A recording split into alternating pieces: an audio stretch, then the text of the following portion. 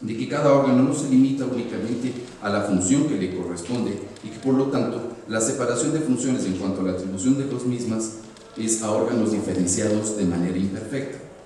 De lo expuesto se verifica que la función administrativa desde el punto de vista orgánico, a veces llamado formal, según el acto que se ha realizado por el órgano jurisdiccional, administrativo o legislativo, nos encontraríamos ante una función de cual o tal tipo, pero este criterio es insuficiente y tomado a la letra erróneo, por cuanto los órganos legislativos y jurisdiccionales también realizan funciones administrativas.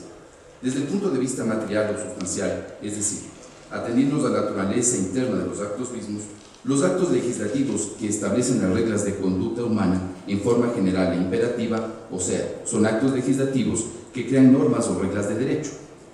Son actos jurisdiccionales los que deciden la fuerza de la verdad legal en una cuestión controvertida entre dos partes, determinando el derecho aplicable. Y son actos de la función administrativa los que constituyen manifestaciones concretas de la voluntad administrativa reflejada a través de actos, hechos y contratos. Es posible corregir y mejorar este concepto, pero habrá que insistirse en un concepto mixto, pues las definiciones materiales habrán de ser siempre infructíferas, todo al cual que las orgánicas. Eso es así, pues sustancialmente o materialmente, no todo lo que realiza el órgano ejecutivo sería administración, sino solo actividad concreta práctica desarrollada por el Estado para la inmediata obtención de sus cometidos. El hacer efectivo la concretización en hechos de la actividad estatal, siendo en él el derecho que en el derecho positivo no es así. Surge allí, pues, la gran diferencia entre administración y las otras funciones. Mientras que en las demás funciones el elemento material es demasiado amplio para caracterizarlas, requiriéndose agregar un elemento restrictivo para lograr la naturaleza jurídica del acto y la función, en la función administrativa el elemento material es demasiado estrecho. Para ello es, por tanto, imposible o mejorar este postulado. Para el tratadista David Blanquer, la personalidad jurídica es el reconocimiento por parte del ordenamiento jurídico de la cualidad de la persona de determinados sujetos. Se pide una doble actitud: activa, de ser titulares de derechos y obligaciones, vínculos y mutaciones jurídicas, y la pasiva, de responder jurídicamente ante la comunidad a la que están integrados. En este sentido, el Código Orgánico Administrativo que se encuentra en proyecto normativo, en su artículo 36, hace una exposición mucho más amplia de lo que es la personalidad jurídica respecto al concepto que nos recoge el Estatuto Real. Y lo dice así: la República del Ecuador tiene personalidad jurídica única y exclusivamente en sus relaciones de derecho internacional, con independencia de su organización interna. La administración pública central, los órganos, los gobiernos autónomos descentralizados, la función legislativa, la función judicial, el Consejo de Participación Ciudadana y Control Social, la Contraloría General del Estado, la Superintendencia, la Defensoría del Pueblo, el Consejo Nacional Electoral, el Tribunal de lo Contencioso Electoral, la Procuraduría General del Estado y la Corte Constitucional tienen personalidad jurídica propia en sus actos, contratos y demás relaciones sujetas al derecho interno. 3. En todos los demás casos, las administraciones públicas están dotadas de personalidad jurídica propia para propósito de sus actos, contratos y demás relaciones de derecho interno, únicamente si se les ha atribuido mediante ley formal o acto expedido por el órgano al que la Constitución o la ley formal le han atribuido esta competencia. Cualidad de sujeto o centro de importancia jurídica que los ordenamientos han atribuido a las organizaciones del poder público, entendiéndose este como centro de potestades para la promoción y garantía del bien común de la comunidad obligatoria, que de un modo u otro lo sustenta como tal. Es decir, solo las personas jurídico-públicas poseen potestades públicas, no las jurídico-privadas, y la forma de constitución de esa voluntad por los miembros del poder público se manifiesta a través de una ley. ¿Cuál es la razón de ser de las personas jurídicas públicas? Pues las hemos dividido en dos aspectos.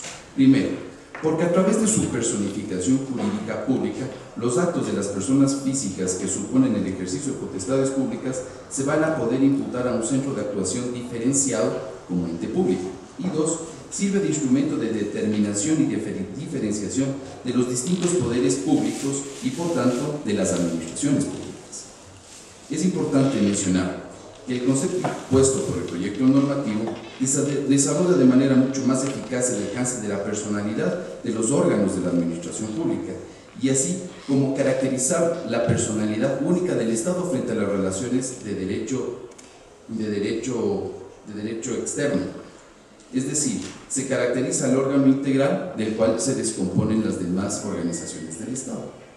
Dentro de estas organizaciones de la administración pública y del propio quehacer de la función pública, tenemos los que son los órganos colegiados, materia de tratamiento específico en la intervención. Antes de entrar a definir lo que son órganos colegiados dentro de la administración pública, es importante referirnos a la teoría del órgano administrativo en los siguientes términos.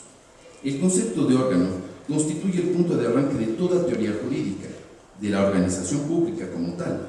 Es fácil deducirlo de una simple aproximación terminológica. Es también el núcleo central del sector de la organización pública que ha experimentado históricamente un mayor desarrollo. Nos referimos, claro está, a la organización de las administraciones públicas. Sin embargo, su desarrollo ordenado y coherente presenta dificultades casi insalvables, cuyas apreciaciones nos vamos a referir brevemente.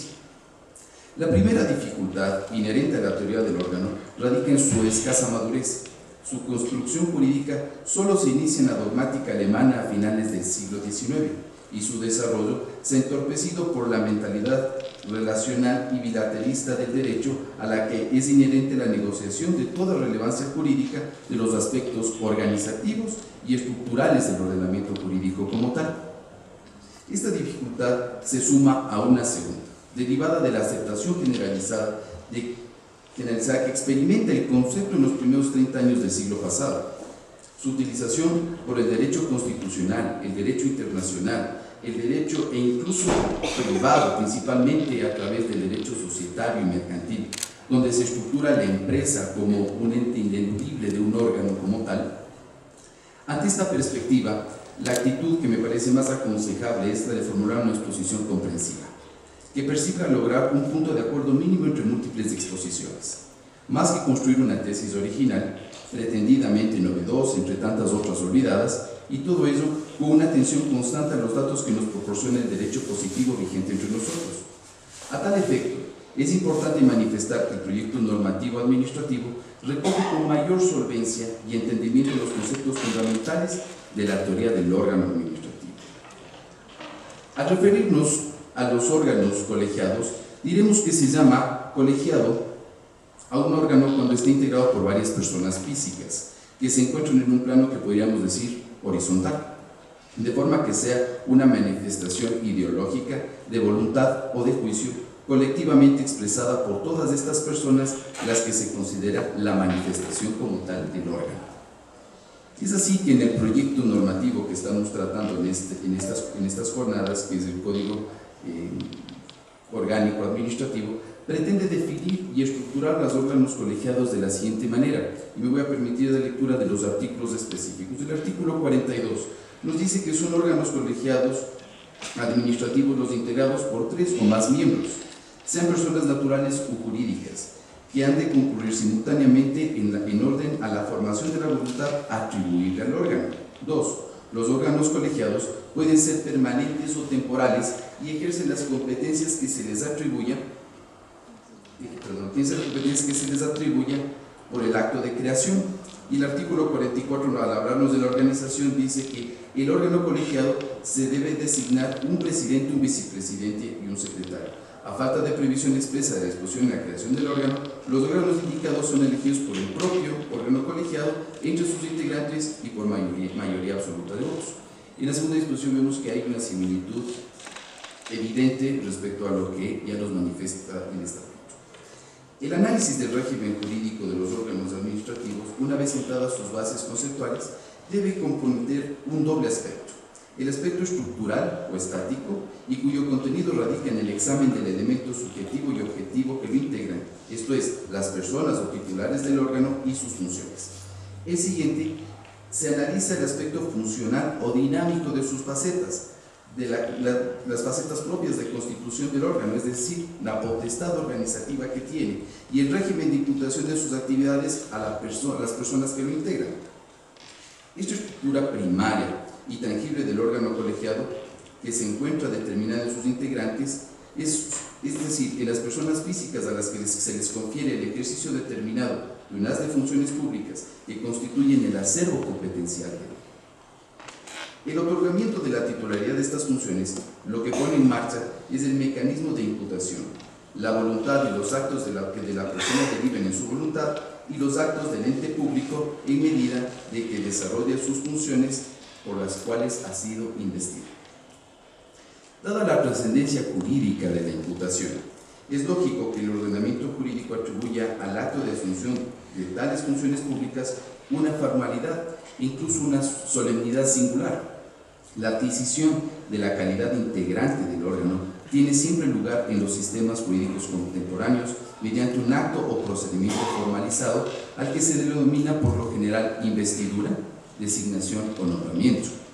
El segundo componente de la figura jurídica del órgano colegiado está constituido por un complejo de funciones o tareas de carácter público cuya realización se confía a personas que integran elementos subjetivos. Se trata, como fácilmente puede adivinarse, de un componente estructural básico que condiciona la propia configuración jurídica y material del órgano. Este no es más que el artificio organizativo en orden a la correcta distribución del trabajo y una estructura global de funciones múltiples. De ahí que el órgano se forme precisamente en torno a un núcleo de funciones determinadas de modo previo y abstracto. Se crea y configura por y para la realización de unas operaciones y funciones concretas, que son las que normalmente inspiran su propia denominación. Es así que se individualizan las funciones de cada integrante del órgano a fin de que su gestión se desarrolle en armonía y de manera armónica, multicompetencial e individualizada.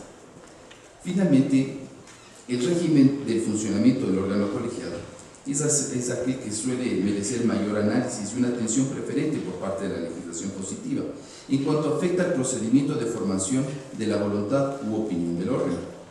Habida cuenta de la disparidad de las regulaciones normativas de cada órgano concreto, una teoría general solo puede hacer alusión a trámites esenciales.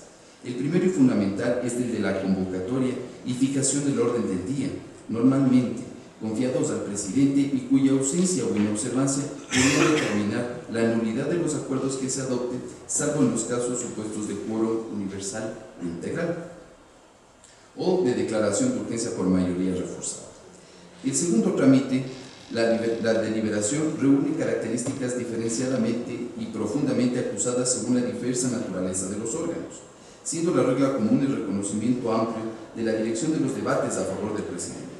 También ofrece notables diferencias y una casuística extremadamente prolija el trámite de votación y adopción de acuerdos. La regla más común es que los acuerdos se adopten por mayoría simple de los miembros presentes, esto es por la concurrencia de un número de votos